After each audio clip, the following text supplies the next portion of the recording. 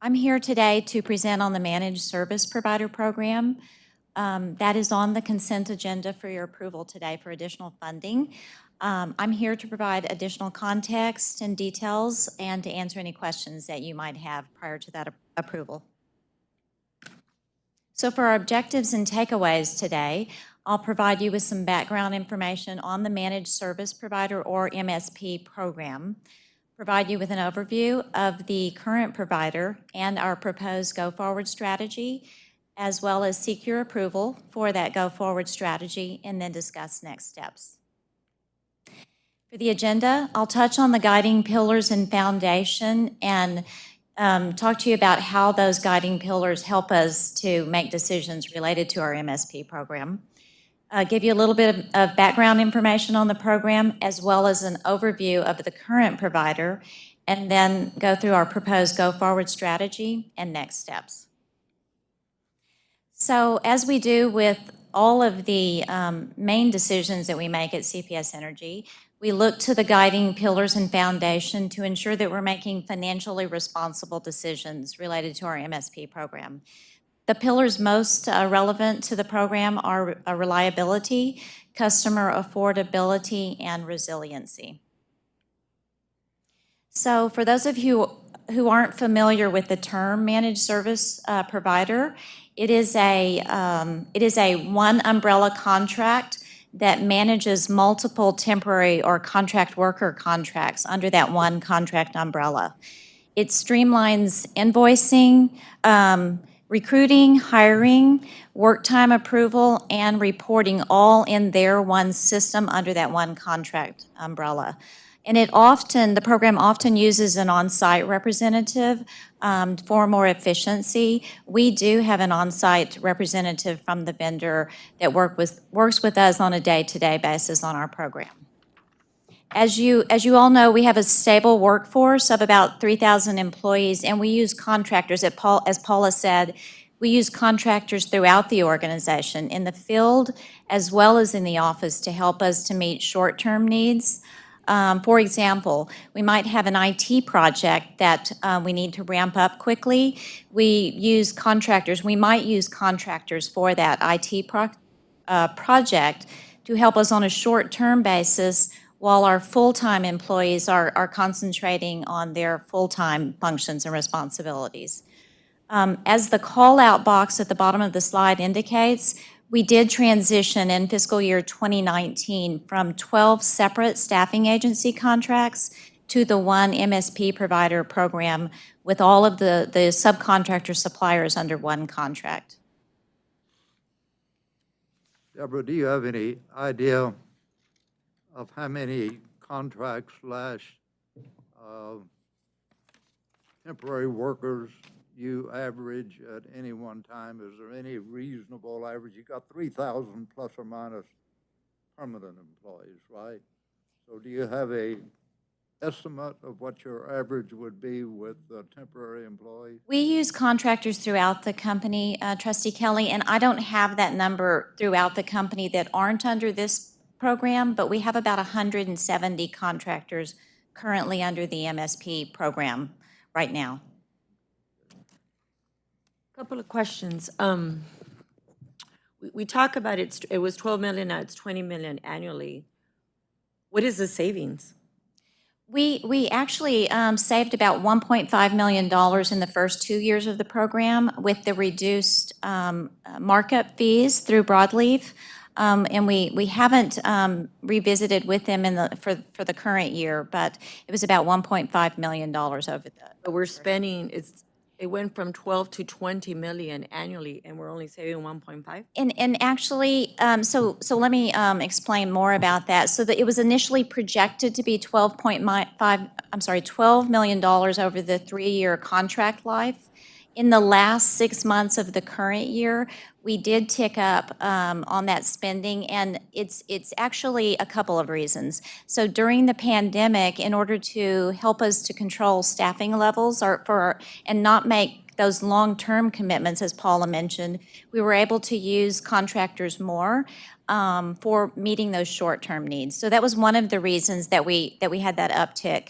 The other reason is that we are also utilizing it for temporary to permanent assignments, and where we convert them at the end of that 90-day or 180-day period at when there aren't any conversion fees.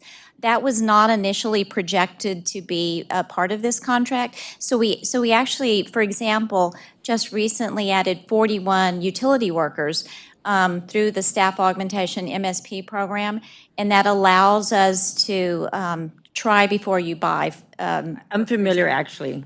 So my question to you would be, what is that percentage? Because sometimes it could be up to 30% for that conversion fee based on their salary. Yes, now we typically wait unless there's some sort of urgent need, which there typically isn't. We typically wait to the end of that period, and there isn't a conversion fee once we wait. To know. My other question would be, since you have a master, normally I'm more familiar with it being an IDIQ, right? So you select so many companies. In this case, you have one big company. Are they competing task orders among the subcontractors? Or do the subcontractors specialize in different types of staffing? It's actually a vendor-neutral program, so when we have requests for them, they go out to all of the subcontractor suppliers at the same time. It's a competitive process? Yes, ma'am. Okay.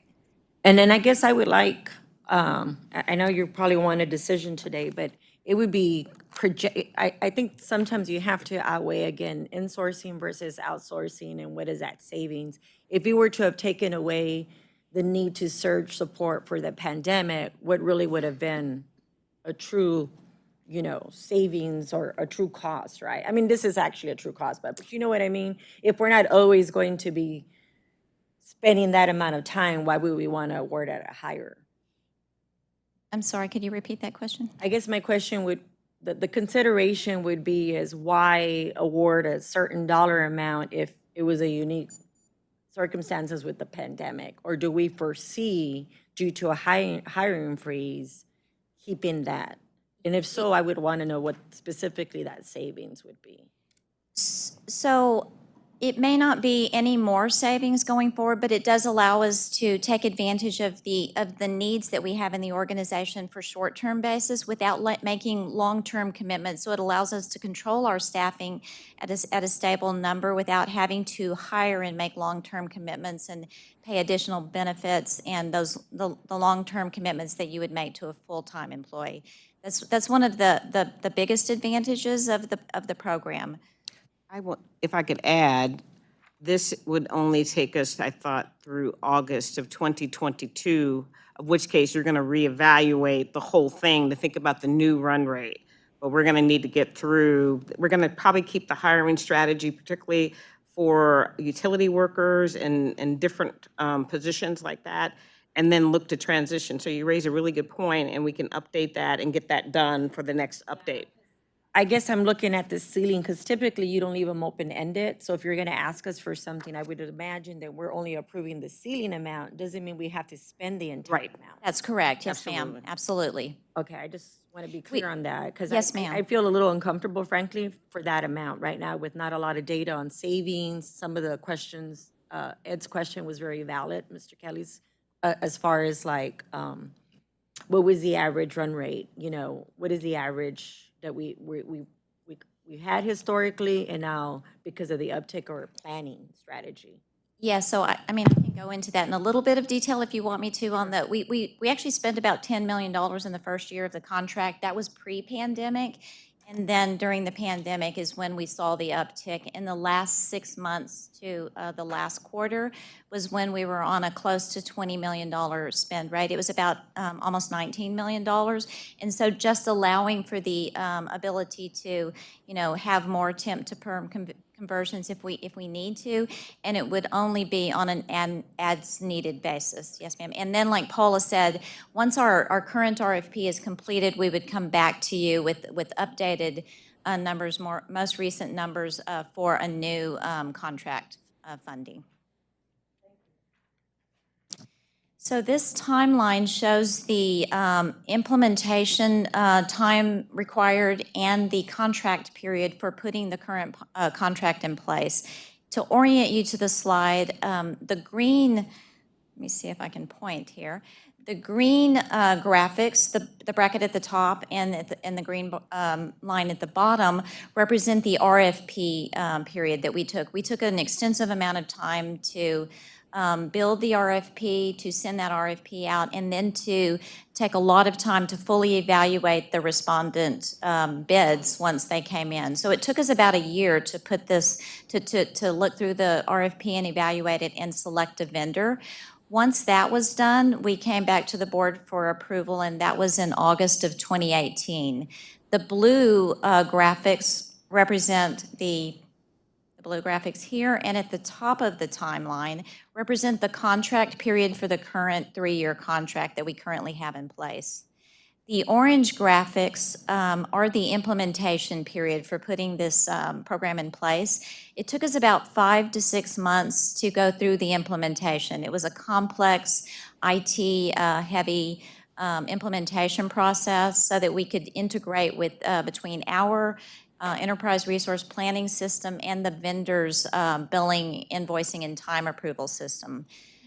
Additionally, that orange bar at the bottom of the timeline is represents the time that it took to end the old staffing agency contracts and to transition to the new suppliers under the current program. One of the key points on this timeline is the arrow that indicates the pandemic period. And as you can see, that arrow is pointing out because we aren't through that period yet. We still have challenges related to that period that we'll need to continue to deal with, hopefully for not too much longer into the future. I wanted to give you some information on our current provider. After that year-long RFP process, we did select Broadleaf Results, Inc., and we executed a contract with them after board approval in August of 2018. They've been an MSP provider since 1992. They're a woman-owned, non-local firm. And as I mentioned to Mr. Kelly in response to his question, they're currently supplying about 170 contractors with 21 subcontractor suppliers. They're all being managed under that one umbrella contract. We've been very pleased with Broadleaf's results. They've provided us with excellent service, very responsive, and one of the most important things that we've been pleased about is their commitment to our local and diverse hiring goals. And I'll get into that more in the next slide, more details here. So this pie chart shows the breakdown of the 21 current supplier subcontractors. 17 are local, diverse, or local and diverse. The shades of green are either local, diverse, or local and diverse, with the gray slice of the pie being the ones that are neither local nor diverse. So 77% of the spend through fiscal 21 through 1/31/21 went to those local and or diverse suppliers through the Broadleaf contract. So we've been very pleased with that.